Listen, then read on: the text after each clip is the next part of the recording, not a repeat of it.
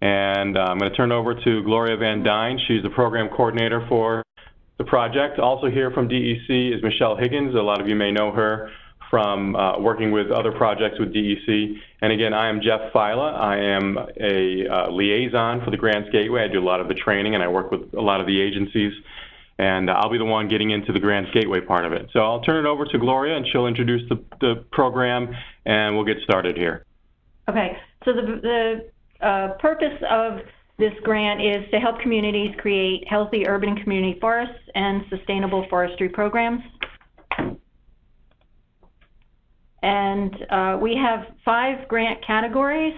4 of them are the most common: planting, maintenance, tree inventory, community forest management plans, and then education. There's a 25% match required for planting, maintenance, and education. And for instance, if you had a $50,000 request, your match would be $12,500, and the project total would be $62,500.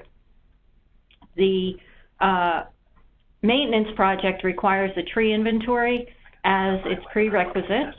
The funds for this come from the New York State Environmental Protection Fund, and this is a reimbursement grant. So if you have to do a resolution, if you have to adopt a resolution regarding pursuing this grant, please put that wording that it's a reimbursement grant in your resolution so everybody's clear on that. You don't have to wait till the end of the reimbursement. You can request reimbursement 3 to 4 times throughout. For the title of your project, when you're in Grants Gateway, you want to be very simple and clear. For instance, City of Albany tree maintenance. You know, don't make something, don't create some fluffy, creative title, just be very clear. If you're applying for an inventory in phases, you want to indicate which phase this is in the title. And then for the project summary, it's very important to be clear, but also include as much as you can fit. Talk about your partners, Tree City status, whether the project is in an environmental justice area, and other highlights. This grant has become very competitive, so don't leave any questions blank. You'll automatically get 0 points if you leave one blank, so you want to have the best shot possible. So who's eligible to apply? Municipalities, not-for-profit corporations, and then a group of others: public benefit corporations, community colleges, soil and water conservation districts, public authorities, and tribes. The minimum grant amount you can apply for is $11,000, and then depending on the size of your community you can apply for $75,000 or $50,000. A large community has a population of at least 65,000 people, and there are 25 of those in New York, and you can find those in Appendix A of the RFA. So the request for applications, if you haven't looked at it yet, you need to. This is the most important document you could look at for this grant. If you don't refer to the RFA, you're not going to get an award. I can guarantee that. Everything's in there. All the application questions are in there, the evaluation questions, an example of the work plan, and your minimum planting standards are in there. So if you keep that RFA open or in front of you while filling out your application, you're going to score much better than if you don't. New this round, if you have a grant in round 14, you can apply for one project in round 15.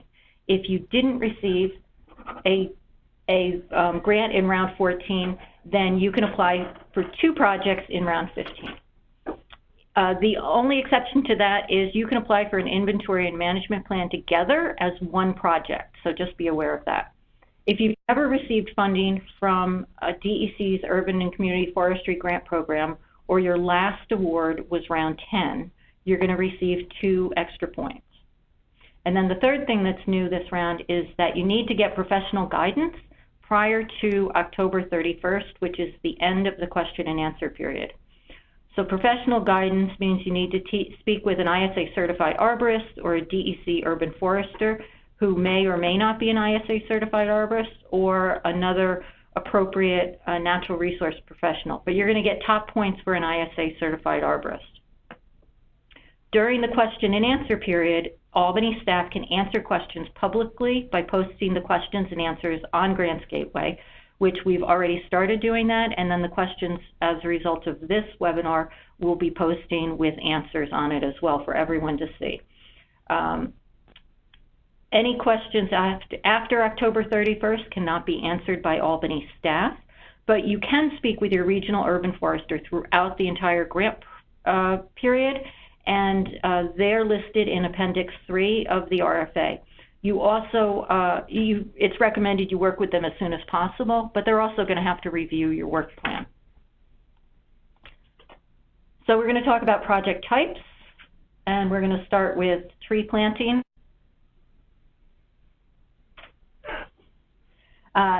You're going to want to address how this project is going to promote the quality of your urban forest in your community. You must use non-invasive tree species. Also, let me just butt in, I'm sorry this is really text heavy, but there's a lot of information.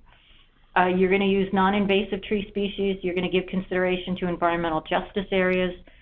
It needs to be supervised by a certified arborist or a natural resource professional. In your application, you're going to talk about the project location. You're going to add photos of some of the locations so we have an idea of what your community looks like and what those planting sites are going to look like. If you're applying for 100 planting or to plant 100 trees, we don't need 100 photos, just a few. You're going to give us the number of trees to be planted, and you're going to have your species list approved by a DEC forester. There are no prerequisites for tree planting, but there is the 25% match. We prefer a 1-year warranty on your trees, and the salary amount should not exclude 30% of your total grant amount. The next project type is tree inventory, and your consultant's going to be gathering information, a whole lot of different aspects of information about your trees. They're going to be determining the overall health of your urban forest, and they're going to provide an environmental benefits analysis report from iTreeEco using the inventory. So there are no prerequisites for this either. New inventories can be applied for every 8 years. Applicants are encouraged to request the tree inventory with the management plan in one project. And if the management plan is more than 8 years old, you get 5 points for either applying for or having a community forest management plan. So we highly recommend, if you're getting an inventory, that you get the management plan with it, because you're going to get that 5 points. The tree inventory is going to be delivered in an Excel spreadsheet with an iTreeEco environmental benefits analysis report, and that comes from the consultant. Because of the accuracy needed in inventories, volunteer groups are not recommended for the field work on this. It's a good idea to have an idea of how many trees you have before hiring a consultant, and then know how many trees you've planted each year over the past 5 years, so you can have an idea of how many planting sites you're going to be able to handle, because the inventory is going to identify potential planting sites. You want to prioritize identifying planting sites in environmental justice areas and low canopy areas, and then you can go from there. So the next project type is Community Forest Management Plan, and this is based on the inventory, and it's the goal is to elevate the urban forest to a sustainable level, and this takes the data from the inventory. Your inventory is basically just data, but the management plan talks about how you're dealing with those most hazardous trees, or dealing with storms, or planting for species diversity. It's addressing a lot of different things in your forest. And you have different options in that plan. It's not a cookie cutter type of situation. But your consultant you're going to provide your consultant information on your historic trees, or trees that are special to incorporate into the plan, because they're using your inventory, but that information isn't captured in inventory. And you want, say you have a very special, one community has a huge ash tree in the center of downtown, and they're treating it against emerald ash borer. So that's part of the management plan. And the consultant will also, we prefer that they deliver a presentation with a PowerPoint at a council or board meeting. at the end so that they can talk about what happened in it. We don't want these grants to be secret. We want these projects to be promoted and talked about, and that helps bring volunteers in and also community support for your urban forestry program. You need the tree inventory as a prerequisite for this, so you're applying for the tree inventory and management plan at the same time. And the other reason that you should apply for inventory with a management plan is that many management plans don't cost as much as the $11,000 minimum you have to apply for, so it's not going to work very well if you plan on getting an inventory this time and a management plan next time. So you're going to include the number of trees.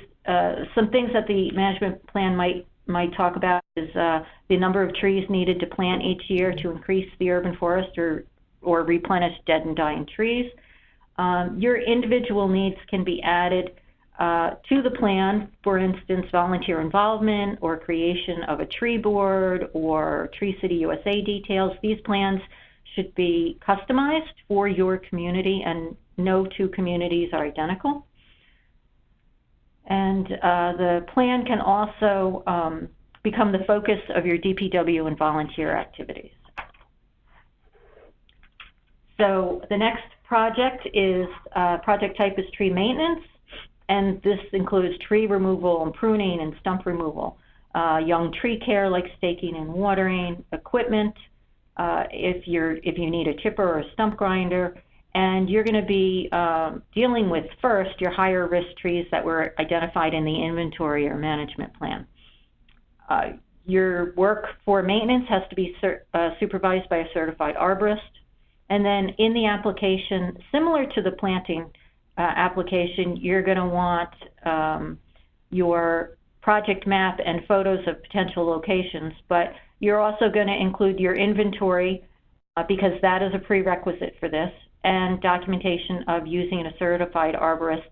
You're going to be getting quotes from them, from the team, or if you're doing it yourself, you're going to talk about and provide the ISA certification number if you have them on staff or whatever. This has a 25% match, and I talked about that match amount. The priority in tree maintenance, I think I also mentioned, should be the highest risk trees identified in the inventory, unless you've had a storm event since then, and that brings that up as well to the forefront. You can have a replanting component for some of the removed trees, but if this is a maintenance grant, then you're doing mostly maintenance. Salary amounts should not exceed 30% of the grant total. So the last project type I'm going to talk about is the education project, and this is sort of a different animal than the other ones. This is usually applied for by not-for-profits, and the goal is to train municipal staff and volunteer groups to assist in maintaining the urban forest. So this is, the audience for this programming are the people who are actually on the ground taking care of the trees. So your first choice, you would choose from either A or B, and your first choice would be professional development, and that would be for those people caring for the trees who have professional certifications.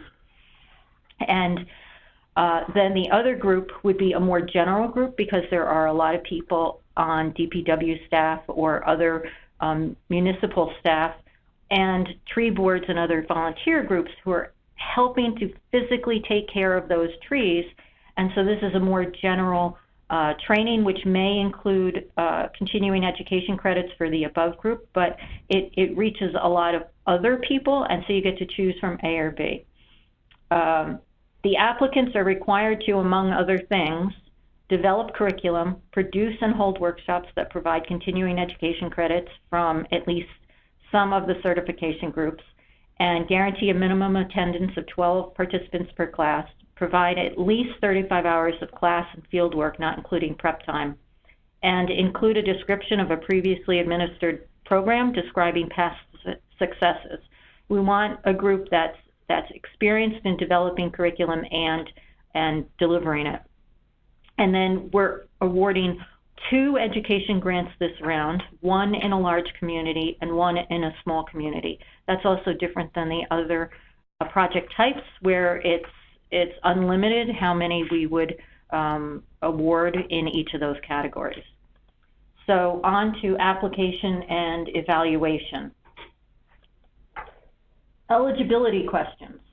These are really important. Everything's really important in this, but these are really important because you have to pass these in order for the rest of us to review your application.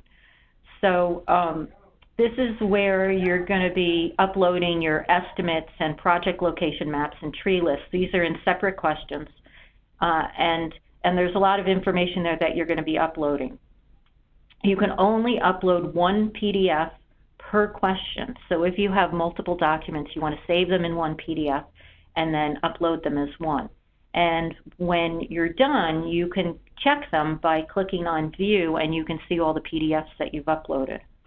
You want to double check your work before submitting, because if anything is missing, like I said, if anything is missing, we can't even review your application. So no matter how good your application is, we can't even look at it, and that's a real shame. So give yourself plenty of time to get quotes and meet with stakeholders and draw up a budget and get professional guidance and get DEC work plan review, and then submitting the application in good time.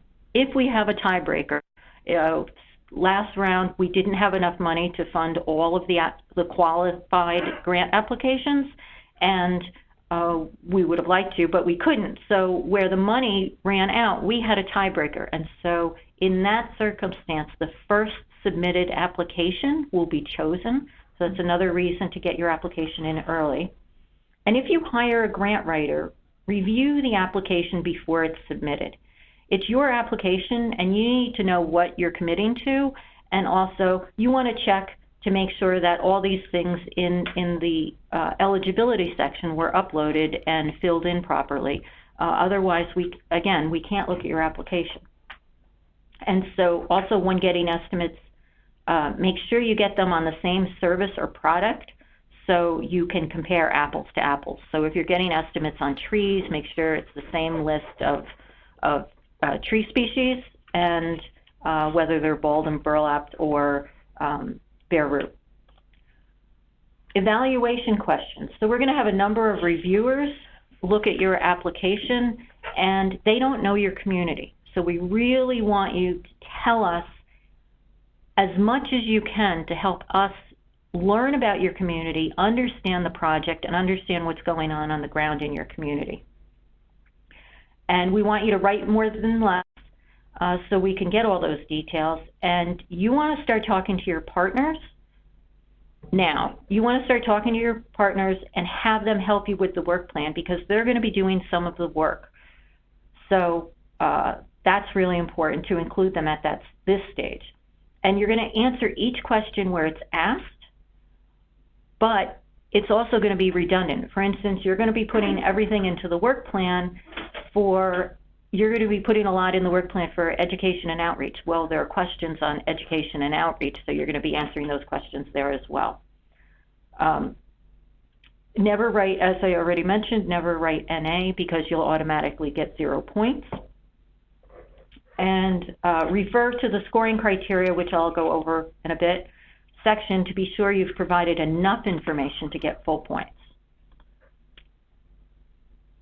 So questions common to all projects except education. Your project location, you're going to be uploading a map or more, and you need to make it easy for reviewers to identify your project. Help us understand where it is, and we won't accept hand-drawn maps, so everybody has access to Google Maps. You can at least print that out. You can hand-draw a line around, say, the neighborhood where you're planting, but we definitely want no hand-drawn maps in this. And so you're going to upload that map in both the eligibility and the question about the project location.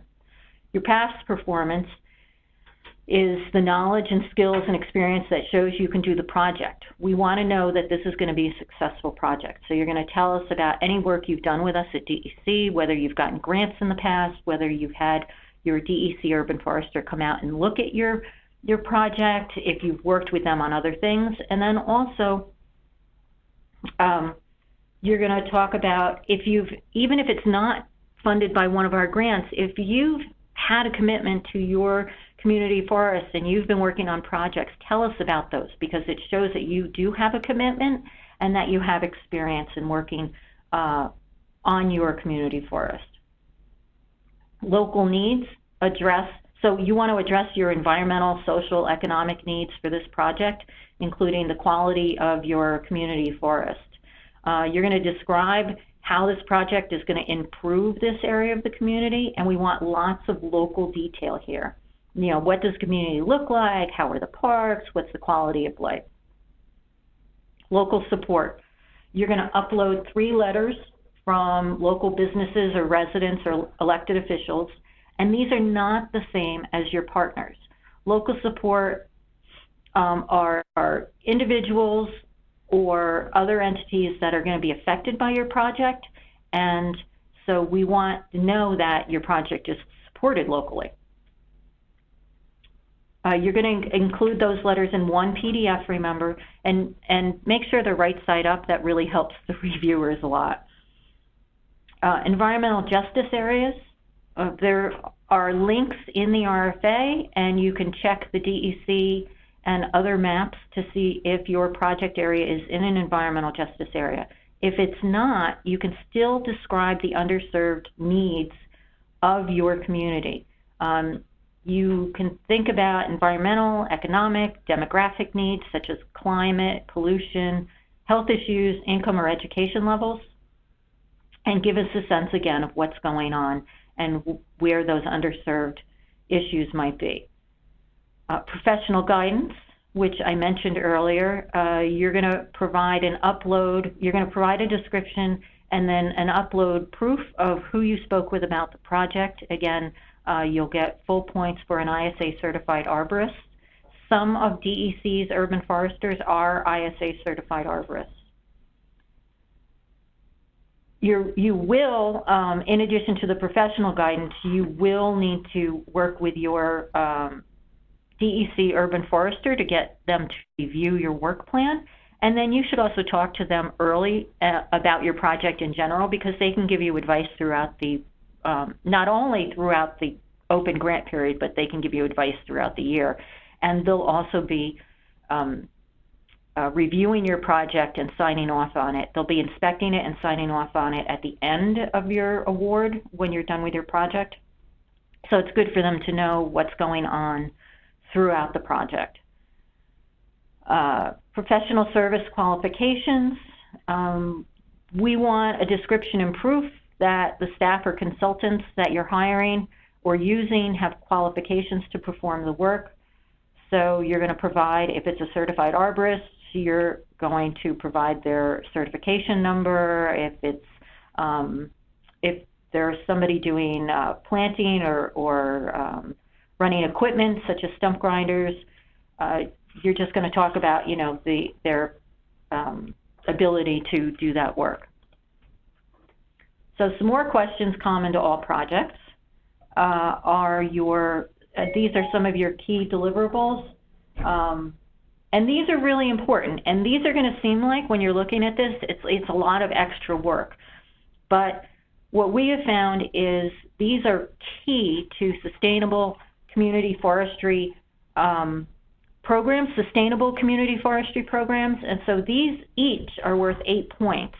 And so you really want to pay attention to these as well. So for partnerships, these are the volunteers who are going to assist you with the project. They could be tree boards, conservation advisory councils, garden clubs, chambers of commerce, schools, and they can play a role in organizing some of the publicity, like an Arbor Day planting or press release or web content or something, or they could organize a tree walk or do some other outreach and education programming. They don't have to be doing the outreach and education, but they usually do. And another way to think of them are your unpaid volunteers. Outreach and education. We don't want, as I said, we don't want this grant or this project to be a secret. We're going to want you to talk about it from the time it's awarded. We're going to want you to send out a press release that it's awarded, and if you can do social media and try and get pieces in the newspaper or on radio talking about the project. You know, if you've got the announcement, you've got the actual activities going on. If you've got a tree planting, you know, that can be a public tree planting with programming, and if you have a tree inventory, you can have a presentation at the end of the tree inventory and management plan by the consultants. So there is a lot that you can do with outreach and education, and this is really important to getting more volunteers, getting support from your community, and also educating them about the importance of the trees and community forest. Long-term support is the how, what, where, and why of how you're going to support this project in the future. It's not just you're going to plant trees and ignore them after that. So we're going to want to know, for instance, if you planted trees, who's going to water them, who's going to do structural pruning. The watering has to take place for the next 2 years to make sure that they are going to survive. And also, you're going to add into this, how is this going to benefit your community in the long run? So it's a two-pronged question, so please be sure to answer both parts. And for all three of these, you're going to need objectives in your work plan. So one more slide on projects, or questions project to all projects. Tree City USA is a program with the Arbor Day Foundation, and if you are either currently a Tree City community or in certification, if you're waiting for certification of your application, you're going to tell us yes, and you're going to explain. There's a text box to explain that. CFMP is the Community Forest Management Plan. If the current plan is 8 years old or less, or if one is being applied for, you respond yes, and you will get 5 extra points for that. Work plan review by a DEC regional urban forester I mentioned, that's required as well. You're just going to send them a copy of your work plan. You're going to find that list of urban foresters in Appendix 3 of the RFA, and they're going to send you an email back with comments. So you're going to upload that email as part of that question. So cost effectiveness, we're going to be looking at the cost effectiveness and scoring it in your application. So we want to see itemized budget details. We don't want to see, you know, here's the project and it costs this one lump sum. We want to see things broken out. The reasonableness of expenses. If you're planting trees and you apply for a $50,000 backhoe, that's probably not going to be really reasonable in an application like this. So you want to pay attention to the reasonableness of expenses, and then be sure to look at eligible and ineligible costs in the RFA, and then your deliverables. What is the public getting for this grant amount? You know. So you're going to be writing in the deliverables. You're going to be writing objectives for all of them, including talking about partnerships and outreach and education and long-term support. And the objectives, tasks, and performance measures describe what, how, when, and where the activities are going to take place. You don't need more than 7 objectives or 12 performance measures. And remember not to do too many performance measures because you're going to have to report quarterly in your progress reports and address each of those performance measures and deliverables. But we don't want just one either. So, okay, now we get to my favorite slide. This is the scoring criteria. This is in the RFA, and we're telling you how we're going to score your application. So, for instance, for outreach and education, does the proposed project include providing outreach and education events, activities, and information to the public about tree management related to urban and community forestry? So for top points, the first one says 3 or more public outreach and/or education efforts described, including at least one event to which the media is invited, all of which are listed as work plan performance measures. So are you going to write all that in your plan? Yeah. If you want the 8 points, you're going to do that. So we're telling you exactly how we're scoring your application. And this is really important to determine how much information you need and what you're covering and what we're looking for. We do want a lot of work done in these projects, but as I said, this all helps create a sustainable urban forestry program, not just one project, one and done. So this is all in the RFA, and I'm going to go on to the work plan now. And we want you to tell us your whole project in the work plan, map it out in the RFA worksheet. It must include your proposed project objectives, tasks, performance measures, project outcomes, and deliverables. This is going to be, as I said, this is going to be redundant with other sections. And you don't want to leave anything out of the work plan, because the work plan becomes your contract. And so it's going to take a lot more work for us and your scoring in the work plan is not going to be as good if you're not telling us everything in the work plan. So as I said, some people write this first and then they copy from this section or the appropriate sections into the specific questions. And then again, you're going to need your regional DEC urban forester to review the work plan before you submit the application. And so we have a little bit of quality control. If you're hiring a consultant or purchasing anything, we're going to require 2 estimates that are needed to determine the cost effectiveness. If one of those is highly different, or if they're highly different from each other, we'd recommend a 3rd estimate. For tree inventories, we want them to have at least 95% accuracy, and tree planting, 95% survival rate when the forester comes to inspect your project.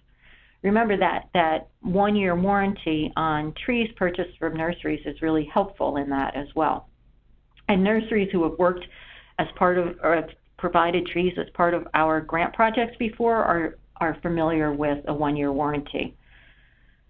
All projects, I mentioned, they're going to be inspected by a forester, and contractors should have a proven track record and use a certified arborist to obtain top scores. You don't want to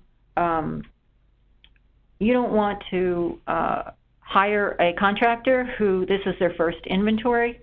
So you want to make sure that they have a track record, and if you don't know their reputation, then ask for references and check those. Just because they worked on a project before with another community doesn't mean they did a great job. So you want to check on their references. And so the last thing I'm going to mention is Tree City USA, which we talked about. There is a question on this. This is a partnership between the Arbor Day Foundation and the states.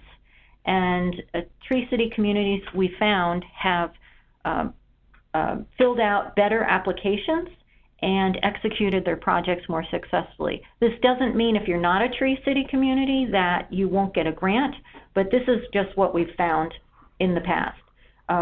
There is a text box to explain that if you've applied and not been approved yet, because the timing of our grants don't always coincide with the timing of the Arbor Day Foundation certification process. And so this is a recognition program for communities that make an investment in their trees. This is like a stepping stone to a good community forestry program. It's not the end all. You need to recertify each year. And then we have a recognition luncheon in Albany each year for the communities that are Tree City USA certified. And one of the things that a lot of communities like is you get free materials from the Arbor Day Foundation, like street signs and plaques and banners. And it's also great for PR for communities and for elected officials. So the 4 criteria are on the screen, and then you can also go to the Arbor Day website, and they have a lot more really useful information on all sorts of topics, but that's where the applications are, and they prefer you apply online. And you can ask your community or your DEC urban forester for help with the application as well. This is about the grants gateway processes, and again, we have 3 separate grant opportunities you'll find in the grants gateway. You'll see UCFI 2019, UCF 1 2019, which is Tree Inventory Community Forest Management Plan, UCF 2, which is Tree Planting and Tree Maintenance, and my buttons are covering my words here. Yeah. UCF3, education programming. So I just wanted to mention for technical assistance, now we talked earlier, Gloria mentioned that there's a deadline that for when you actually put in your questions for the Q&A period. You can still ask the Grants Gateway questions if you have questions of a technical nature. I can't find my application, how do I start one, what's the deal with my login, that kind of stuff. People do, and you can ask until the last minute. But yeah, so we're always open Monday through Friday, the Grants Management Office. We have a help desk, we have people answering phones and emails, and you can see there's a website that I'll go to in a few minutes where we have our manual and other information that is very helpful, also recordings of videos. I wouldn't go to any of those recordings because this one is obviously particular to the application you're doing. But you can see you could also email us, Grants Gateway at its.ny.gov, and then, or you could call us 518-474-5595. Phones are manned between 8 a.m. and 4 p.m. Monday through Friday. So first of all is registration. If you've already registered in the Grants Gateway, you don't have to do it again, but all entities that wish to apply for grants in New York State must be registered in the Grants Gateway. So if you're this is your first time, I would get started on that ASAP because it's a process that could include a few days, a week or even more. This process includes filling out and mailing a signed and notarized registration form. So you actually mail it to us physically. Information about the registration can be found on the Grants Management website. I'll show you that, just general instructions about it. In fact, there are instructions taken from the form itself, and the form itself can be found on both the Grant Opportunity Portal, which is part of the Grants Gateway, and the Grants Management website, which I mentioned is our kind of informational/training website. So the form is available there. The instructions are on the form. You need to fill it out and submit it to us via mail. If you're a new entity and you don't have a SFS vendor ID, statewide financial system, there's an additional form that it mentions you have to fill out, and that's an additional several days, 2, 3, maybe up to 5 days of waiting to get that item obtained before we can even register you. So the act of us registering you is, 5 minutes, but getting that together and getting it to us and getting that number might take longer. Obviously, will take longer. You might have heard of pre-qualification or the document vault, and that is something required for all not-for-profit organizations. So all nonprofit organizations applying for a grant in New York must be pre-qualified in the Grants Gateway prior to the grant application deadline. So in our case, it's 4 p.m. or 2 p.m. on December 4th. So don't wait till 4 p.m. because you would get rejected even by those 2 hours. So again, this is one of those things, start early. You refer to the Grants Management website for pre-qualification information, also in our manual. Also, we have webinars every Tuesday and Thursday helping people navigate that. Your organization, again, must be pre-qualified by 2 p.m. on December 4th, or you won't even pass eligibility. Governmental entities do not need to pre-qualify. So if you're logging into the gateway and you're a municipality, there won't even be an option for pre-qualification, and you don't have to worry about that. So one thing that trips people up often is the user roles in the Grants Gateway. And so it's role-based, meaning depending on how you've logged in, with what role you were assigned, you're able to do certain things and unable to do certain other things. For instance, we start off with the Grantee Delegated Administrator.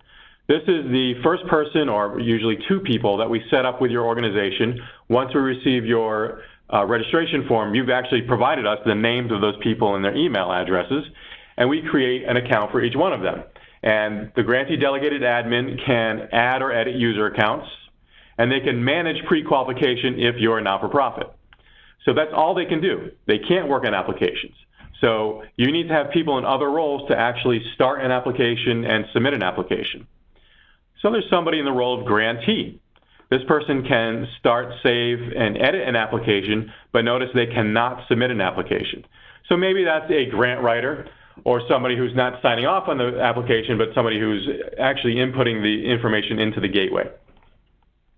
Now you don't have to have a grantee, because one of these other 2 people can work on the application as well, and you need one of these other 2 people because these are the only 2 roles that can submit an application: the grantee contract signatory and the grantee system administrator. for purposes of this webinar and what you'll be dealing with, they have essentially the same abilities. So they have all the abilities that a grantee has. They can start, save, edit an application, but they can submit the application, obviously before the deadline. And your organization, like I said, must have someone in one of these roles to submit an application. So there's a slide coming up that says kind of next steps, and I'll tell you, all right, you got to log in, you got to get these people set up, and then create those new roles. The grantee contract signatory is, as the name implies, someone who signs a contract if you were to be awarded a contract. A grantee obviously can't do that, and we don't want that person, a grant writer or somebody, like a consultant, to actually have that role of grantee contract signatory or grantee system administrator. An actual decision maker or administrator at your organization, at the applying organization, is the one that has to submit the grant. So don't let the grantee or a grant writer submit your grant to us.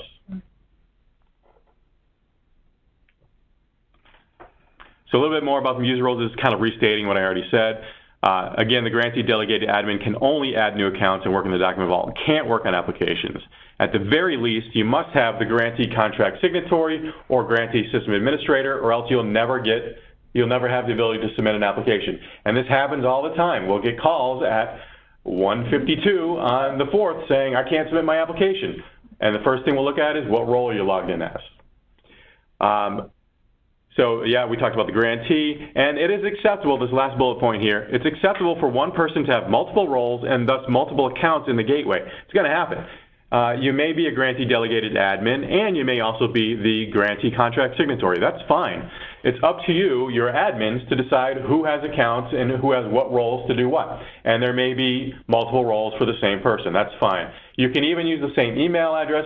If I were you, I would set them up to have the same password so you don't have to remember a whole bunch of different passwords. That's fine. We leave it up to you to decide who has the roles. Just make sure you're logging into the right role to be able to do what you want to do. For instance, pre-qualification versus the application. So what are the next steps? If you're new to the gateway, what are the next steps? Well, first of all, make sure your organization is registered. Get that started now. If you're a nonprofit, make sure you are pre-qualified, or at least work to be pre-qualified before December 4th. You don't have to be pre-qualified before you start your application, but you do have to be pre-qualified before that deadline on the 4th. Ensure that you have people in your organization set up with the correct roles in the grants gateway. So again, we'll set you up with the grantee delegated administrator, and we leave it up to you to decide who gets what other roles. Download and read the RFA in its entirety. All the information that you need is in there. They've been doing this for many years, and they've anticipated the questions, and they've refined this year after year, and it's, the information you need is there. Many applications are disqualified in eligibility questions because the applicant did not read the RFA. Submit any questions you have to Gloria. That's on the grant opportunity portal you'll see, and in the first page of the RFA as well. Start your applications as soon as possible, and submit your application prior to the deadline. And we suggest you do it 24 to 48 hours in advance. Sometimes people won't notice that they have a mistake, and I'm going to do that actually when I do an application. I'll pretend I didn't notice an error, something I omitted, and then it'll give me an error. Well, if I didn't have time and I was doing this at 1:59, I might not have enough time to get my application in, and all that work would be for nothing. So do it early, please. And yes, you can start or work on your application even if you're not pre-qualified yet. You just have to be pre-qualified at that deadline. All right, and then the same thank you slide with Gloria's information. And I'd like to know, I'd prefer the questions in writing so that I can answer them for everybody. Yep. So one of the parts of the New York State grant process is we want to be fair for everybody. So if anybody's asked a question, we want them in writing so we can provide those in writing so everybody has an equal shot of seeing that question and answer. Someone asked, can all 4 roles of the grantee be the same person? Yes, they can, but there would be no point to have that person be the grantee because the grantee contract signatory could do all of it. So administrative. Right. If it was the same person, you'd only have 2 roles. One would be the grantee delegated admin, and the other would be, let's say, the grantee contract signatory who can start, save, edit, and submit the application. So if you're a smaller organization, one person would really only have 2 roles. You would never have all 4 of those. So grantsmanagement.ny.gov is our website for assistance for the Grants Gateway. It's newly launched. I don't know, it's been maybe 9 months or so, and it's much better than what we had before. It should be easy to navigate and get around and find what you need. So you can see Get Started. If you want to register your organization, you click on that and you'll get guidance for that. If you need to get pre-qualified, same deal here. You can go to Get Started and get pre-qualified and learn about getting pre-qualified. Just a few things I'll point out under Get Pre-Qualified is you can see it's just kind of text to scroll through, and at the bottom we've got required forms and documents, including the registration form. There is the vendor user manual here and the pre-qualification manual. So these are two manuals. Pre-qualification, obviously for pre-qualification only, and vendor user manual is the manual for working in the gateway. So everything is in there. There's also a note about maintaining pre-qualification, because not only do you have to get pre-qualified once, but you have to maintain your pre-qualification status year after year. So there are 3 documents that expire on a yearly basis: the IRS 990, the audit, and the charities registration form, and we need those updated on a year-to-year basis in order for you to remain pre-qualified. So don't think, oh, I was pre-qualified, I'm good to go, but that was in 2016. No, you need to do it every year. So that was under Get Pre-Qualified, and also under this other menu item, Training and Guidance. If you go to For Grant Applicants, you can see we also have an FAQ there. But under For Grant Applicants, you can see there are other links here to get to information about our other webinars, our documents, and videos we have. So use this site to navigate through and understand what you're working with in the gateway. Certainly, you know, that we're not telling you not to call us, so you can certainly call us or email us at the Gateway Help Desk if you have questions as well. And that's under here, under Get Help. That information is there as well. And we are here to help. Okay, so that's the grants management site, grantsmanagement.ny.gov. Now I'm going to go to the Grants Gateway, and that's grantsgateway.ny.gov. Now, one thing I point out, a lot of people are in the habit of doing www before they go to a website, and that's not going to work for us here for the Grants Gateway. The security certificate is only on the non-www version of it. So if you go there, you'll get this thing that says it's not secure. You could actually end up continuing on, but you'll get this warning that you're not logging into the secure site. So just go to grantsgateway.ny.gov, and when you hit enter, of course mine wanted to find the www version of it. When you hit enter, you'll just be brought here to https grantsgateway.ny.gov and so on. So I have not logged in yet. Someone who's not logged in, although it thinks I'm logged in, let me go back there. Okay, someone who is not logged in will only see this, the Grant Opportunity Portal, and then the login button here in the top left. So the portal is where we actually find the RFA and find information about it, but that is not where you apply. And a lot of times the help desk gets that call as well. I'm looking in the portal and I can find it, but it's not letting me apply, because you don't apply in the portal, you apply in the gateway itself. So I'll show you that in a minute. But the portal will help you find this RFA. So we can go down to search.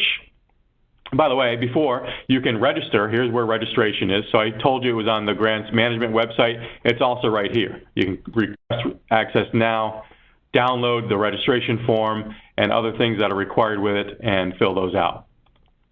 That was registration. Notification, you already know about this opportunity, so it's too late for this, but if you signed up here, this allows you to sign up with your email address to be alerted of any grant opportunities that come up in the future that have these parameters that you're interested in.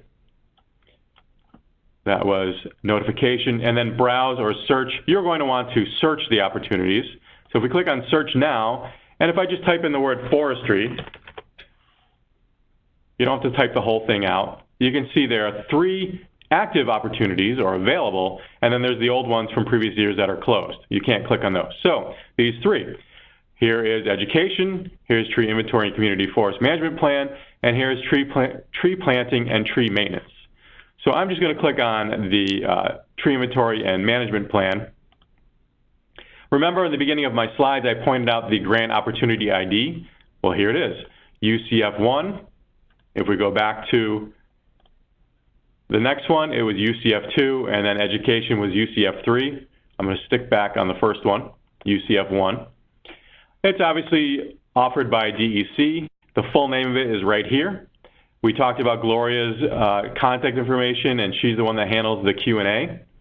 And the solicitation profile, just kind of a few paragraphs explaining who's eligible, what it's for, how much money is available. Remember, your grant requests have to be between $11,000 and $75,000 for large communities and $11,000 to $50,000 for small communities. Talks about the due date, and it has information here about the other grant opportunities. So that's the left. On the right here is a little more information. There's that due date again, December 4th, 2 o'clock. We anticipate that awards will be made in March.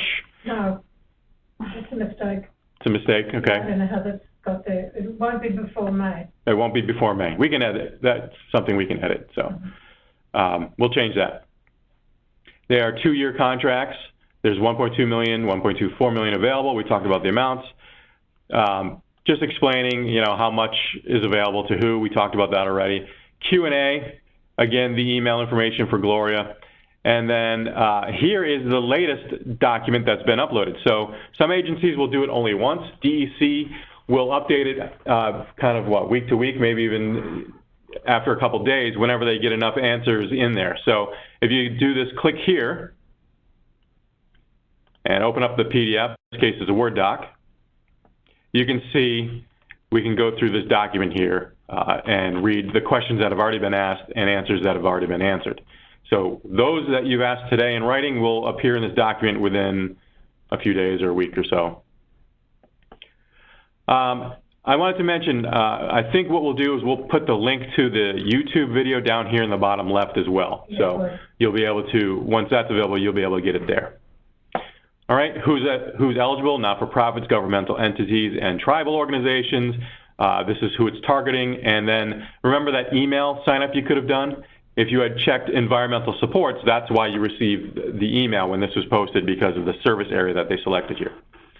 All right, so that's the portal. I can look at it, I can read it, and I can go through the grant opportunity. Now, right here is the actual PDF of the RFA, Request for Applications. So if I click on View Grant Opportunity,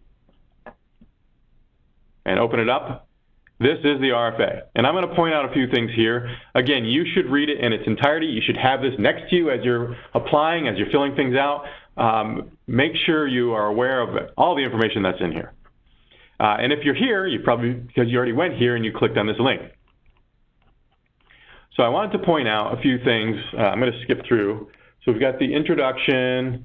Talks about the gateway, gives you links to it, talks about the roles, all that information I gave you already. What did I want to point out? I wanted to skip down to page 24 here. So we talk about starting the application, creating the application, entering a budget. So this is going through the different sections that I'll be going through in a few minutes in the gateway itself. So it does give you guidance here. What I would do first, and what we will do first, is look at the attachments, which we'll see in the application. So it also goes through the different components, line by line, that you'll see in the gateway and what's called the forms menu. It's going to give you all the questions you need to answer. So these questions, we'll see when we get in there. Question 1 will be project type. You need to go in, so you may want to prepare by typing in, say, a Word document, the answers that you're going to provide in the gateway. You don't want to be working in the gateway and formulating your answers as you're typing. 1, that'll take a lot more time. 2, the boxes are a bit small. And 3, it'll let you do things like check your grammar and word count and spelling when you're in Word or something like that. I'll have to cut out that I just said grandma. So going through the different questions you have to answer. I'm skipping through to the end of those. So it talks about the work plan. We'll get into that in a minute as well. There's a couple, right here we are. The work plan overview form. So the work plan is kind of 2 main sections. One is a textual section where you fill out the project summary and organizational capacity. I'll talk a little bit more about that when we get to it. And then it's the objectives, task, performance measures that we talked about already. So you'll want to lay those out as well. We'll provide you a worksheet to help you organize your thoughts in your project. And then there's the upload section. I'm going to start with the upload section, and you'll see why when I get into it. So then we talk, there's some appendices here at the end and some other information. I wanted to scroll down to, so what to expect if you receive an award. So down here, the appendices, there's that large community grant list, cities and towns, the minimum standards. So these are the links that Gloria referred to before. Some contact information for the DEC foresters. And then we give you some sample documents. For instance, if you're going to get a municipal endorsement, here's a document you can use. You can type it up on your own letterhead and have it signed, or have it agreed to at the board meeting and adopted and signed. And here's an example of a work plan. So this is what a work plan looks like in a contract and in the Gateway application as well. So it starts out, like I said, with an overall project summary. And then it goes through, after this you'll see is the, or at the end of this is the organization information that we'll get to. But then it goes to the objective, tasks, and performance measures. So here's one objective, inventory trees in 6 town parks. Here's a task, conduct the tree inventory, and here's kind of some sub-information about the task. And then here's the performance measures. So I'm going to actually essentially copy this in my application when I do it. Here's a second objective with a task, with task 1 and task 2, and a third objective, and so on. All right, so the RFA does provide you with some good guidance for that information as well. And I'm just going to go get into the Gateway now. So remember I went to grantsgateway.ny.gov and I got to the portal and I was able to look around the portal. Well, if I want to actually apply, I have to log in. You've gone through the registration process, you've obtained a user ID, now you can click on this and log in. If you know you have a user ID and you know what it is and you forgot your password, just click on, or you get locked out, just click on Forgot Password and you can fill out your user ID and your email address and we'll send you a new temporary one. Now, I'm actually not going to log into this system. I'm going to log into one of our test systems so that we can actually work on a real-ish contract, a real-ish application. So I'm going to log in. I'm going to log in as someone named B Signatory. So her user ID is B Signatory 1. And I just changed her password today. So I log in, and her name is Barbara, and she's a grantee contract signatory. So you know that she's allowed to, what? Start the application, edit the application, and submit it. If she was just a grantee, she could not do the submission of the application. So just the layout of the Grants Gateway here. I refer to the top bar as search functions, so you can search the portal. You can search for any applications your organization already has started. You can search for any contracts you've already been awarded, payments, progress reports, and tasks. So not all these are going to be things that are applicable to you, but if you did start your application and then came back tomorrow, you could find it here under Applications. Yes. The black bar is what I would call reference, so we've got a link to some training materials. Not much there right now. You know everything is on that grants management website. Organization, this is where your delegated admin would go in to organizations, and actually I have 2 here in my example. And they would be able to go to organization members and add new members. So this is where your grantee delegated admin does that. The other thing is profile. That's your personal profile. You can fill out your email address or change it if you need to. This is where you change your password as well. And then log out would obviously log you out. The next thing is the blue bar here. You can see there was a save button before and not a save button now. That page, I know that was quick, but we'll see it in a few minutes. That page, or that bar, is based on if you can save the page that you happen to be on. So it's actions based on the page that you're on. So we'll see that as we go through our application. You can ignore the inbox. That's always a copy of emails that the system has sent you. That's not where you actually go and work on anything in the Gateway, so I always tell people you can ignore it. One other box, you can see View Available Opportunities. We'll get to that. But one other box that would appear and will once I start my application is My Tasks. But once you start an application, it's now your task. So you'll find it on your home page. Instead of having to go to Applications to search for it, you'll find it on the home page, and we'll see that in a few minutes as well. So I want to start an application. I've logged in as an appropriate role. I do not go to the portal. I go here to View Opportunities, and I search, for instance, for the word Forestry. And I can pick one of the three that we talked about. These are three that I'm eligible to apply for because of the type of entity I am. And I think I want to do a inventory here, right? That's what we said? No, planting. Planting? Okay. Because you're going to show the match. Right. Yeah. So this page should look familiar to you. It's the funding profile, the information we saw, but the difference here is now I have this button, Apply for Grant Opportunity. So I can't count how many times people have called us and said, I'm looking at the opportunity, but it doesn't give me that button, Apply for Grant Opportunity. That's because you're looking in the portal and you're not looking in the gateway. So again, I'll show this one more time. From the home page, you click on View Opportunities right here. You either browse or, more easier, search for it, Forestry. And we can see the three, and we're going to pick on this one here, the tree planting and tree maintenance. And then click on Apply for Grant Opportunity, and it'll start my application. So I'm application number 00005. I'm the 5th person to start one. So this is your application number. It's that grant opportunity ID dash a 5-digit number. We are now in the application main page, which you can get back to by clicking this menu button here. And then the forms menu is where you're going to be doing, 99% of the work here. Actually, the majority of the work you're doing offline and not in the gateway, preparing for it, but when you get to the gateway, the forms menu is where you put everything in. So you can see I can hover on it, or what I'm going to do is click on the word Forms menu to get to it. Status changes we'll use in a little while to submit our application.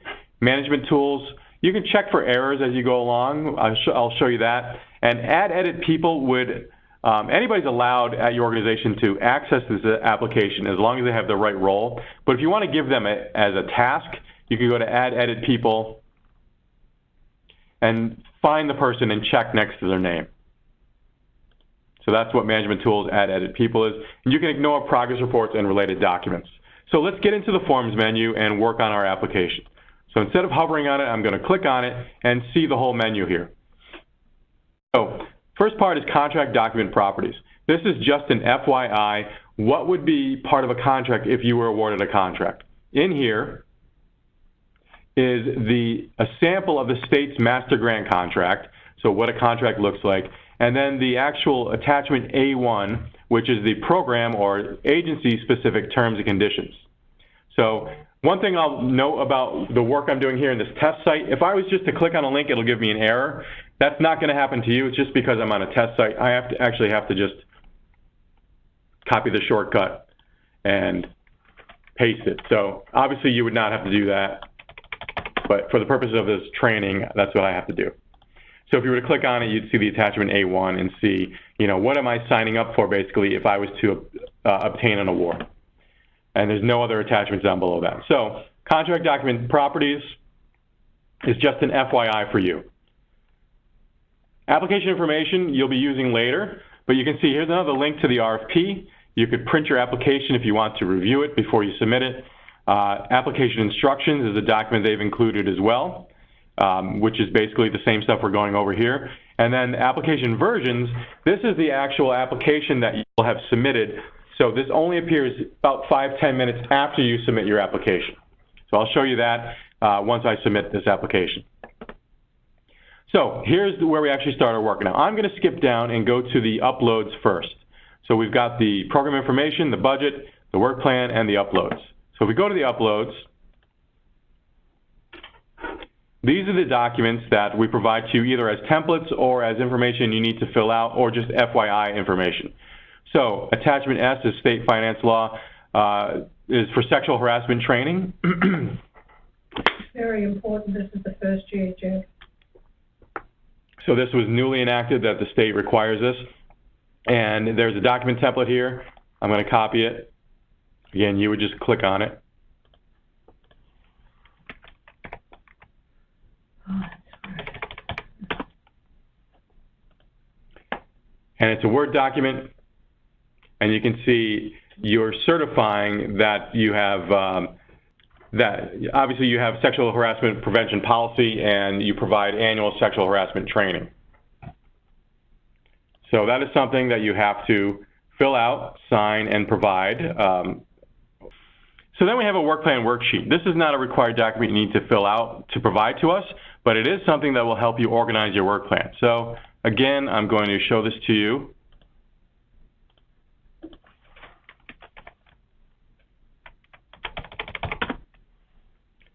So this should look pretty similar to what we saw in the PDF of the RFA. Here's your project summary. You can type this out here. Obviously, you could just type that in a regular Word document and include that as well. But here you can lay out your objectives, your tasks, and your performance measures. Now, you're not limited to just 3 performance measures. We told you that you could do more than that, but just our template, we provide that number here. So this will just help you organize what you're doing. You're not providing this to us because you're providing it in the gateway natively as you go into the gateway. But if you did fill this out and you had an objective here and you had tasks here and performance measures here, you could copy and paste them into the gateway. So that is the document work plan worksheet there.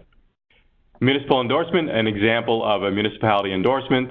And then there's a placeholder here in case there's another upload that maybe we don't anticipate right now, but we wanted to leave space for. You could upload an attachment there. And then the DEC region. So if you need to reference what particular region you're in, you can click on this document and it'll show you which region, what's the region name or number based on your geographic region.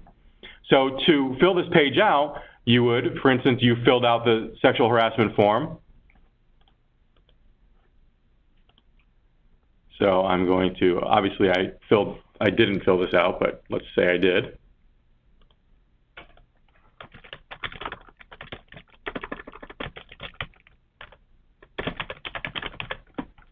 All right, so I filled it out, and it would probably be signed, so that would be a PDF. And you can click on Browse, and it's right here, and hit Save. Where was the Save button? So the Save button in the blue bar here.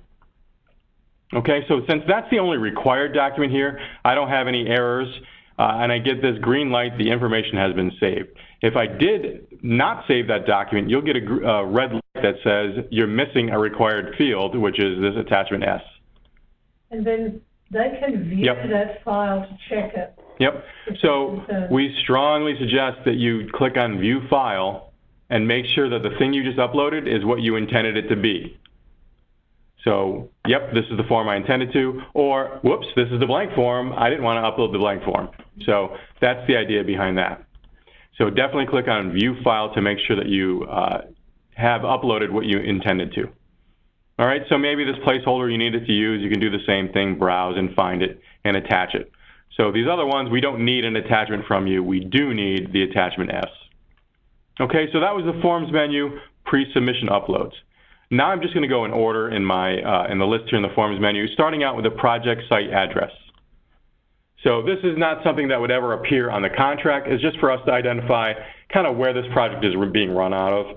So I'll just say any town, what should I call it? Main building.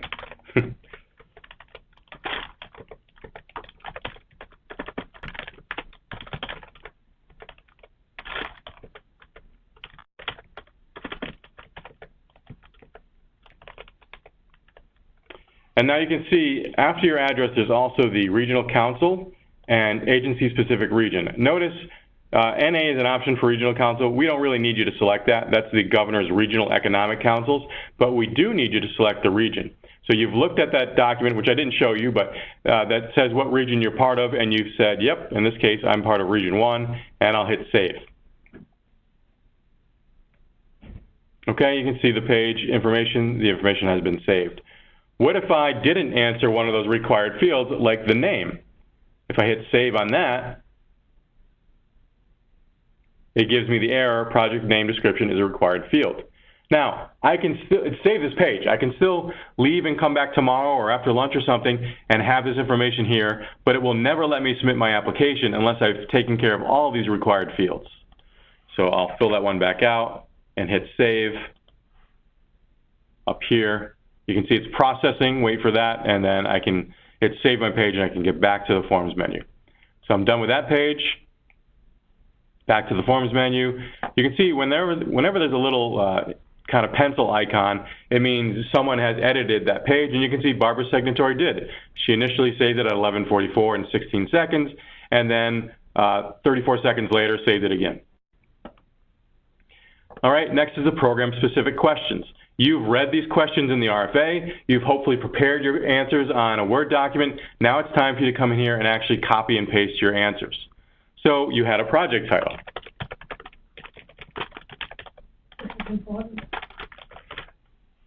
Okay, so I called it the Anytown Tree Planting Project, and now we're going to get into answering the questions. So eligibility, identify the project type the application will implement. Is it tree planting or tree maintenance?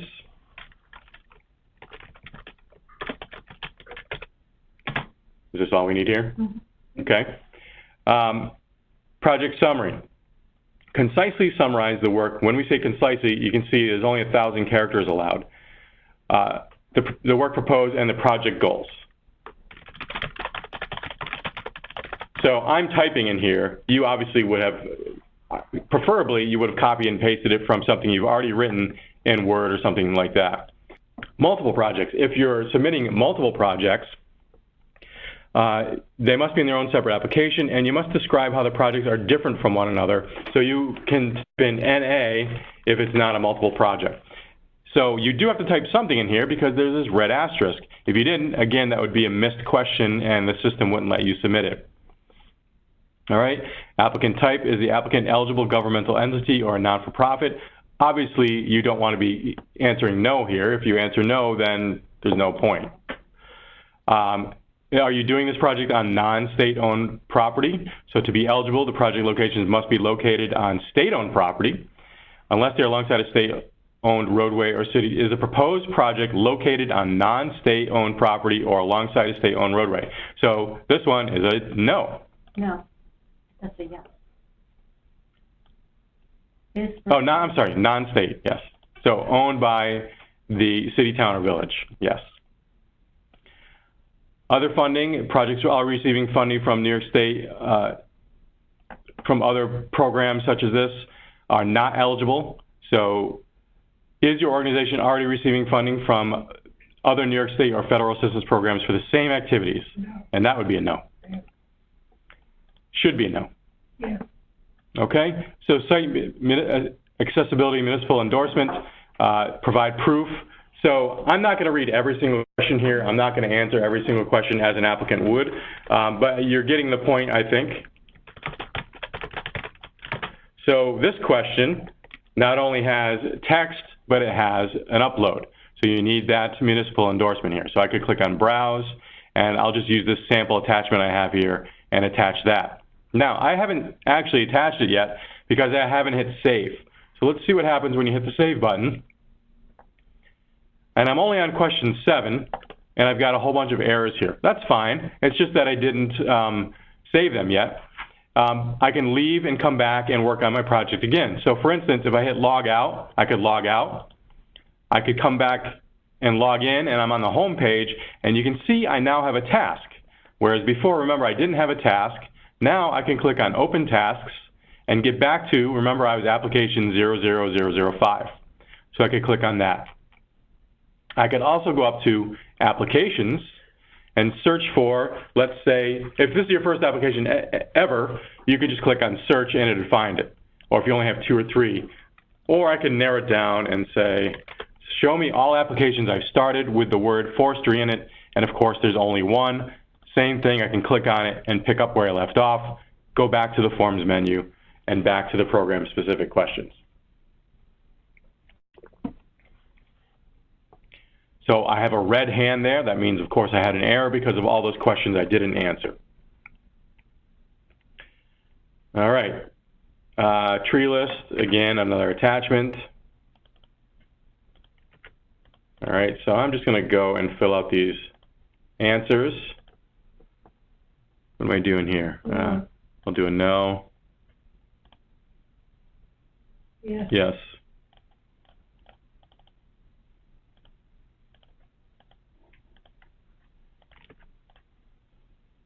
Okay, so I'm just going to go through and answer these questions to the best of my ability. One thing about saving is I need to save fairly often. The system will time you out after 20 minutes of inactivity. And if I'm just clicking here, copying and pasting my answers and browsing and finding attachments, the system does not see that as activity. Activity is actually hitting the save button and saving the page. So don't sit here, copy and paste for a while, get a phone call, go to lunch, and then come back and expect all your work to still be there. It won't be gone. So save every 5-10 minutes, no longer than 15, because it will time you out after 20 minutes. And we've had calls from people on the deadline day saying that happened to them. So don't be that person. Okay, so some of them don't require attachments. For instance, this one doesn't have an attachment requirement. Which one? Professional guidance. Right. Although if you want to get the full amount of points, Professional guidance. it really should though, yeah. Okay, and then it mentions at the bottom, these are not questions, but it's reminding you about cost effectiveness and what you're going to be doing in your budget. So I'm actually going to leave out one question. Let's say I forgot to do, or I'm purposely not doing number 27. Because when I go to submit my application, it's going to not let me because of this. So I think I'm done with that page. We know I'm not. So I'm now going to go on to the next section, which is the budget. So you can see it's broken into several categories: salary, fringe, our personal services, and then non-personal, which are contractual, travel, equipment, other. So I'm just going to do a few lines here. I'm going to go to salary. Now, there's math involved here, and you have to do the math. The system won't do it for you. We want to know, even though they're not required properties here with a red asterisk, the state comptroller's office would give you a problem or would not approve a contract unless we can show the math here of how many work week. Really don't care about the number of hours per week, but the percent funded and the months funded, and if everything adds up. So I'm going to use something, let's say,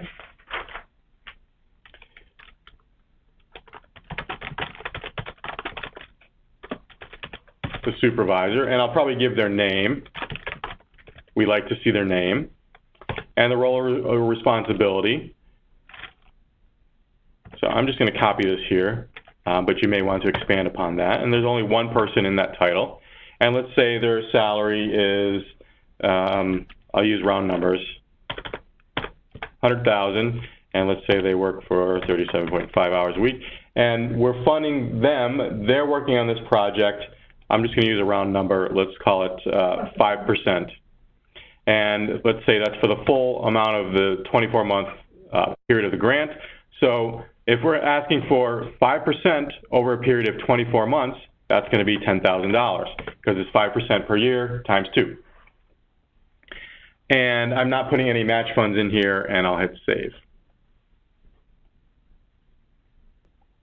Okay, so we'll talk about the match requirements in a little while. I didn't put match there. So there was one person I put in. Now my budget adds up to $10,000.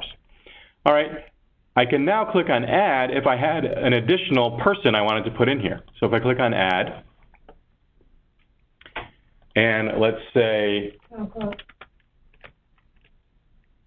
would you say town clerk?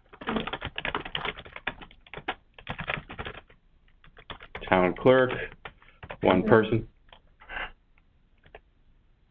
I'm going to, again, use round numbers. And let's say this one is, what do you think? 0.5.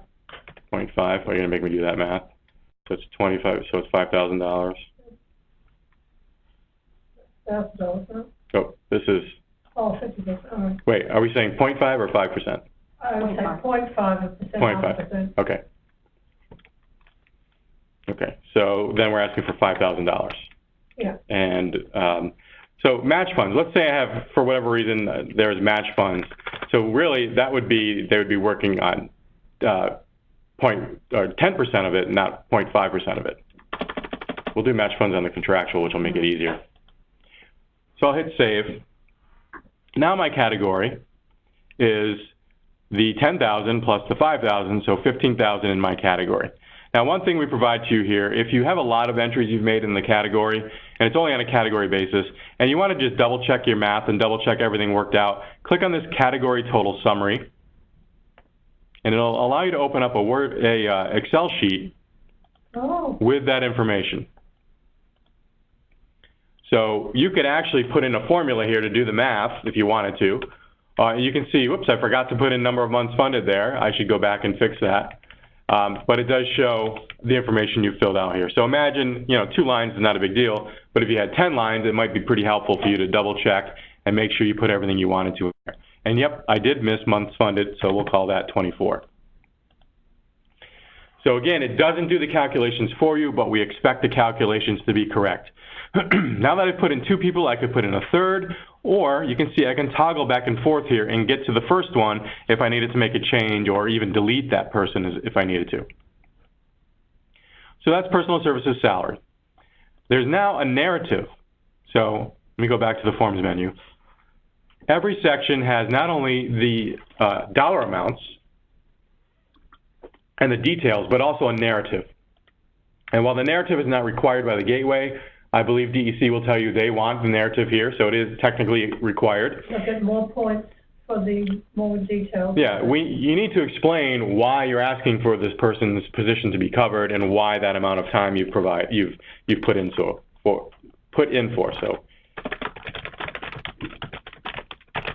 So here's my salary narrative.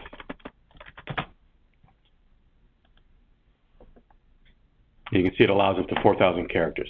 All right, I'm going to go back to the forms menu. Next thing is fringe. And let's see, in my example, what am I going to use as a fringe? I'm just going to put in a number here. Fringe is helping you with this match. Okay.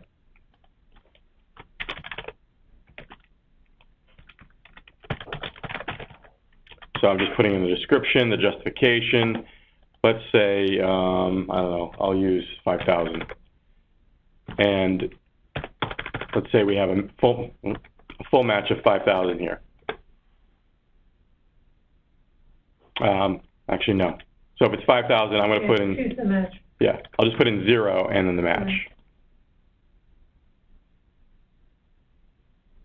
Okay, so I'm telling DEC my project includes another 5,000 worth of fringe, but I'm not actually asking for that money. I'm saying we're covering it with match funds or in kind or whatever. So I have to do something about that as we go through, and you'll see that in a minute. Now the same deal with the fringe. There's a fringe narrative. I could fill that out. I'm not going to, but you should. And now I can go into contractual. So let's say I have a consultant. So consultant ABC. Trade delivery. Nursery. What's that? Yeah.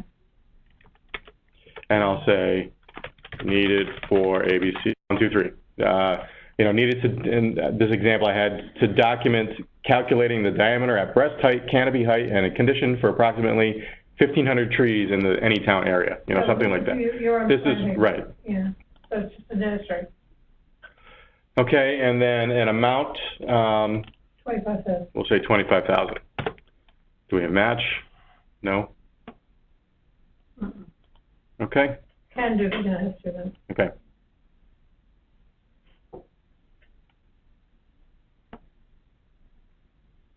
Okay, so that's saved. Now, if you had more than one, same deal. You could click on Add.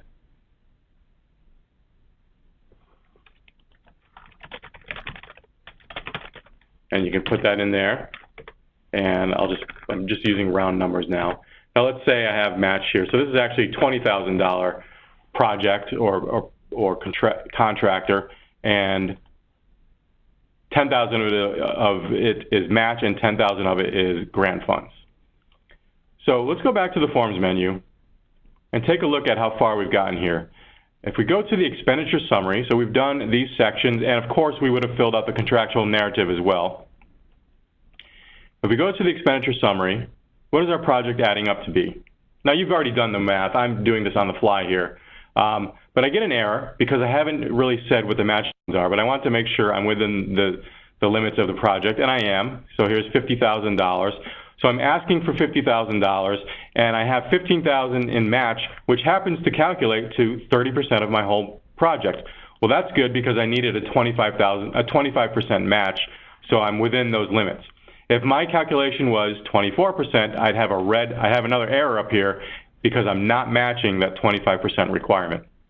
Okay, so if we go to the other categories, I'm not going to fill them out, but just to give you an idea, you can see, read in the RFA the parameters and what's allowed, but there's travel, there's equipment, there's other. So you can see they all have pretty much the same layout, which is item, justification, grant funds, match funds. Whenever you see other funds, you can see that's grayed out. That's not a line you would fill out. So I could fill these out, hit save, and continue with my project. Now, I'm not done because I haven't said what I've done for match. So there's a match worksheet. And all that is, just clicked on it, waiting for it. That's the one thing to point out too. Wait for the system to respond to you. Maybe it's a little busy right now, your internet is slow or something. But especially when you're saving things and even submitting your application, some people don't wait for that to go through, and it causes some unwanted results. So I have $15,000 in match. Let's explain where that comes from. So I'm explaining this one source. Maybe there's some documentation. You can see that's not a required field, but you could fill that out. What do you have to prove that or to document it? Timesheet. Right, timesheet, something like that. So I'm just going to use round numbers. This is a $10,000 of my $15,000 match.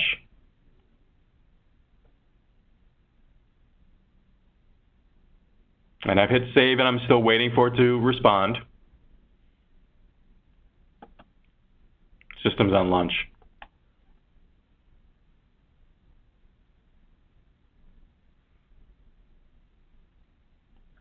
Okay, so that's saved. I get the green light, but I've only done 10,000. I have to come up to that 15,000, or else it'll never let me submit it. So I can click add, just like I have on some of the other pages, and add a second match worksheet.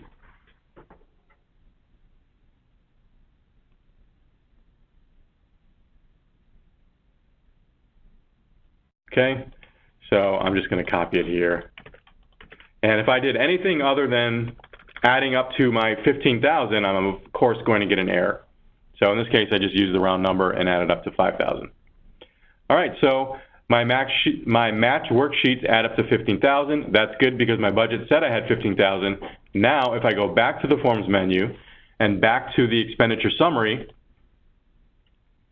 you will see that error is now gone because I have filled out the worksheets that match up to this $15,000. So in my case, the expenditure budget has been completed, and I can move on to the next section. Okay. Now, and of course, remember, you have to be within the parameters of the request. What was it, 11,000 minimum to 50,000 for smaller municipalities and up to 75,000 for larger. The last section we haven't done yet is the work plan. So if you remember from that last few pages of the grants of the RFA, we have the overview form, which includes the time period, the project summary, and the organizational capacity. Can you give me a time period? June 1, 2020 to May 31, 2022. So we're spanning 24 months there. Yeah. All right, so project summary. We've given you guidance on that. You've hopefully written it, and you can just copy and paste it here. Just one thing to point out here, what they're saying here is kind of generic information. You don't have to provide, for instance, service delivery method and hours of operation. Explain your project like we asked you to in the RFA. So that is a generic for Yeah. Grants Gateway? Yep. This is the whole work plan, 50,000 characters. Yeah, so you can see We want the whole story here. 50,000 characters is something like 12 pages in Microsoft Word. So Yes. you may not get that long, but, you know, we provide enough information, Yes. enough space here for, you know, your whole project to be explained. Yeah. Organizational capacity. This is a required field, and you do want them to fill it out, right? Yes, this is the people who are Yep. involved in the municipality. So what makes these people actually able to do this project? They've never done this. It's not that these are people that have never done anything like this before.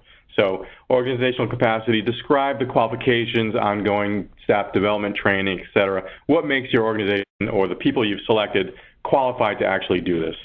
They don't need to list contractors. We don't expect them to know who they are. Okay. And that allows up to 4,000 characters, and I'll hit save on this page. Okay, and lastly is a work plan, the actual objectives, tasks, and performance measures. So if I go back to the forms menu and down to work plan properties, I can fill that out. Now, those of you that have been in the Gateway before, prior to doing an application prior to last July, so July of 2018, we updated the work plan section, and it's a lot easier to use. So if you've applied for something before and you realized how much of a pain it was, we've hopefully made it a little easier to work with. So that's one page here called Work Plan Properties. And this will look exactly like what we saw in the example and in that somewhat like the Word document template you can use. So there's an objective name. So my objective will be tree planting. And give a description. And I'm just going to say, here's my description. So where are my tasks and performance measures? Well, I hit save. Now that I've filled out one objective, I get one task and then a second objective if I'd like. So here's the task name. So we'll call this all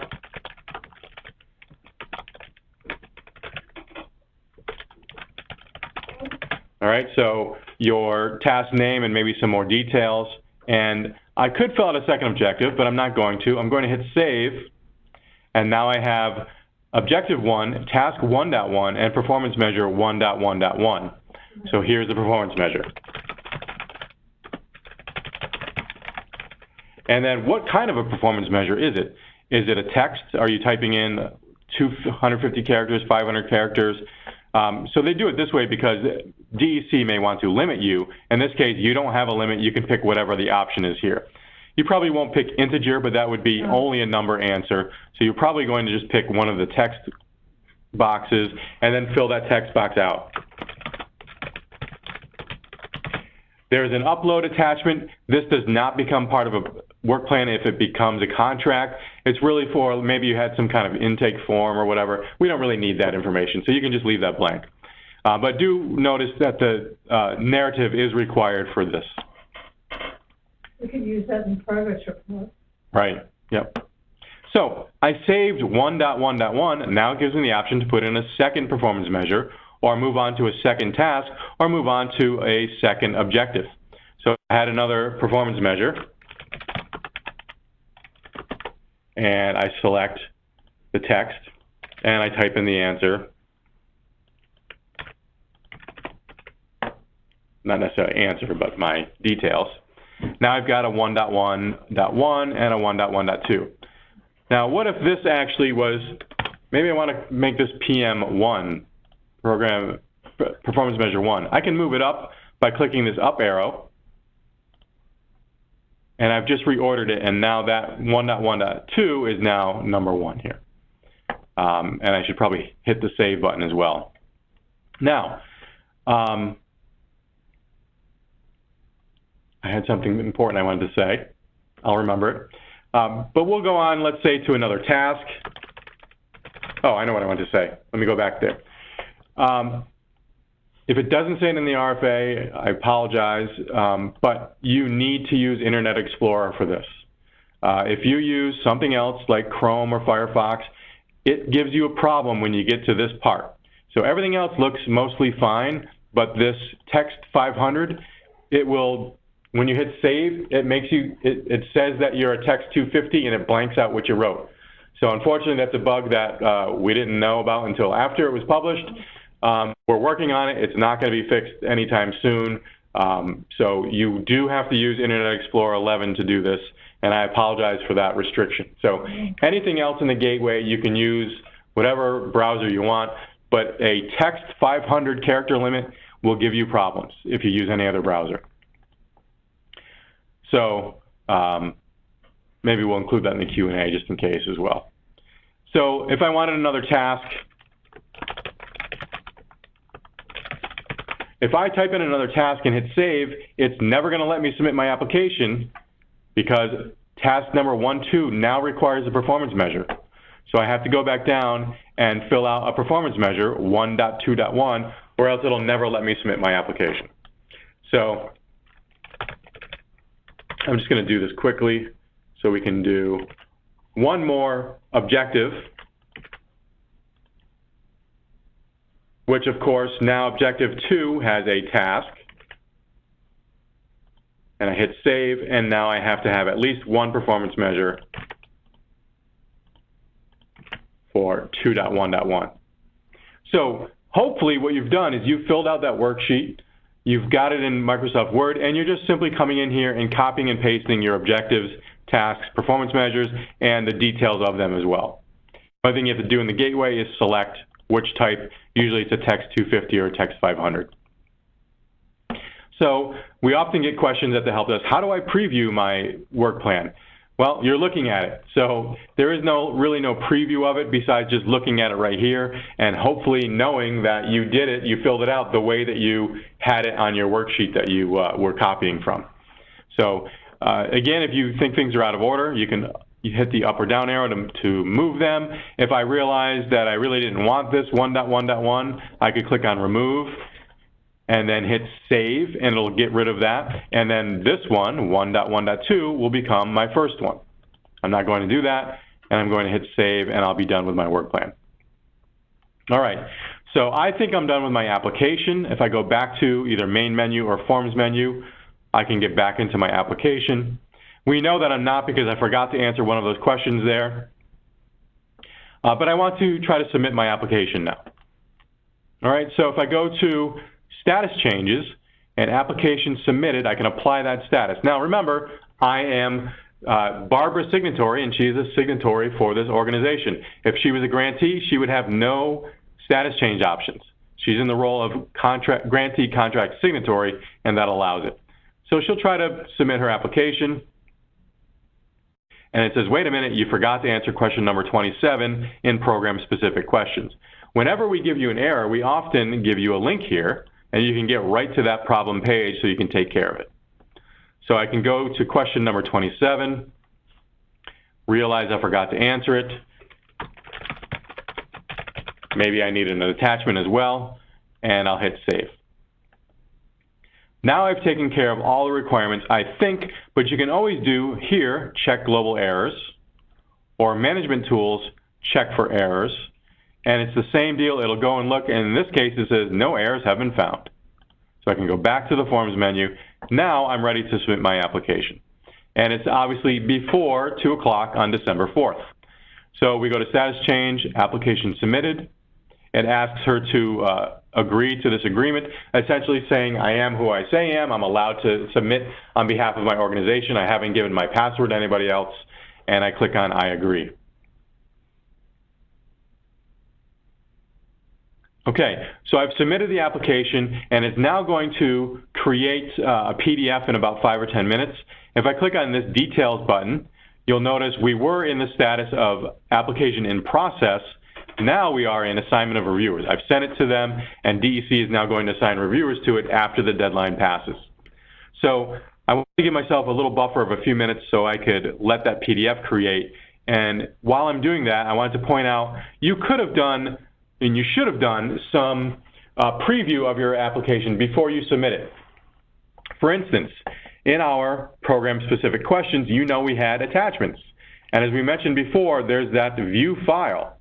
So if I were you, I would have gone through every question and clicked on view file here and made sure that, yep, that was the attachment I intended to include. Obviously, before you submit the application. So that's one way of reviewing it. Another way is if I go back to Forms menu, there is this Print Application.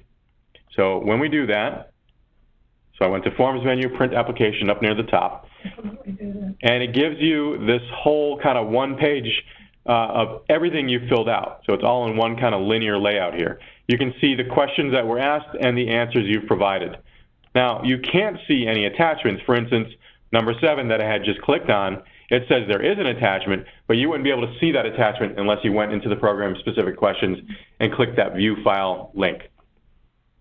But this might be good for maybe your supervisor to look at or somebody to go through and approve, or you to double-check. When I copy and pasted those 3 paragraphs, did I get them all? Something like that. So it starts with the program-specific questions. It just goes in that linear order of the Forms menu. Next, it goes to the budget. Here's the salary, first person, second person, salary narrative, fringe narrative, which I didn't do, but I should have, contractual, second contractual, and so on. Okay, so here is the budget. This is the budget summary. Now we get into the match worksheet here. There's that 10,000 and then the 5,000.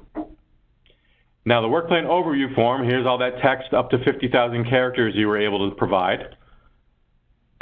And then the organizational capacity, same deal, whatever you've provided there. Now it does not show the objectives, task, performance measures here. Since we moved to that new work plan version, it's not included in this document. That's why I said before, the best way of reviewing your work plan is to be in the work plan itself. So yeah, it's kind of hard to print that page out as well. It's probably something you need to do natively in the gateway. So if it's something where you want like your supervisor to look at it, they pretty much either have to have access to the gateway or be looking over your shoulder, and you can kind of show how it works. And that is this print application allowing me to preview it. All right, so let's see if my PDF has been created. That would be here under application versions. I'll know because if I go to Forms menu, I have something, PDF, an icon here, but it hasn't been created yet. So, all right, so one last thing in the gateway. We've waited the appropriate amount of time, and the application version has been created. So this is after you submit it. Like I said, maybe 5 or 10 minutes later, you can go back in, find your application, and you can see here in the Forms menu under Application Versions, something's there. If I click on it, and I see there's a PDF here of the date and time that I submitted it, and of course my application number. If I click on it, I can open or download this PDF. This is my application that I just filled out. Everything that we included, even the attachments.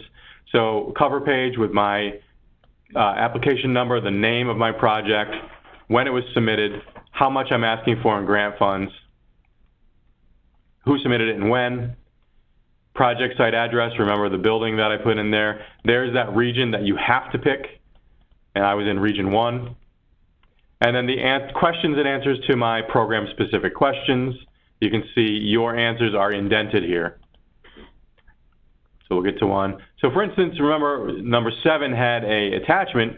It says there is an attachment, but that attachment is also included at the end of the program-specific questions. So the first attachment will be from this first one. The second one will be from number 8 here, and so on. So here's one from number 9.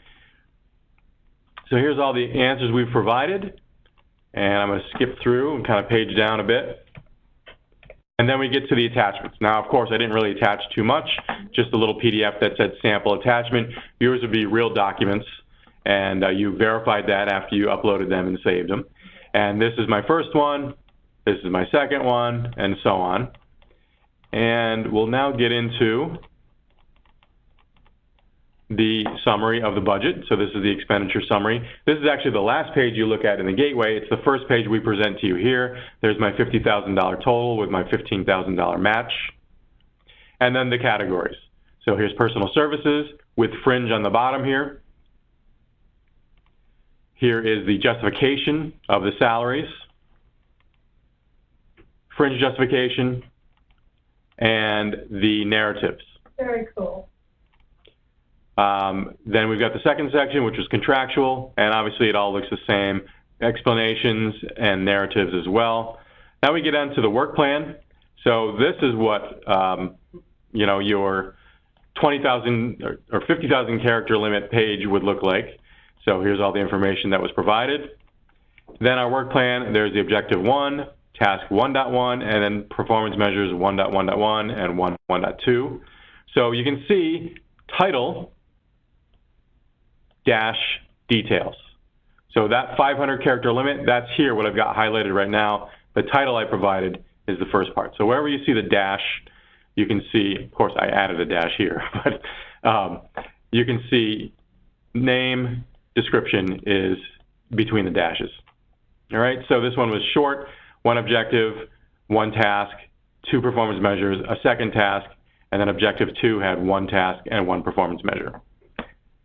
All right, there's that organizational capacity. And then any other attachments, and the one that was provided or required was the attachment S, Sexual Harassment Prevention Certification Form. So normally that's the last document here. If you had uploaded something else, remember there was that placeholder, that would appear at the last page here. So mine's only 30 pages, yours will obviously be longer because you'll have real attachments and real text in your answers. All right, so I would, you know, it's going to be saved kind of forever in the gateway, but you might want to go in and download that and just save it so you have it. That's what the reviewers will be looking at when they review your application.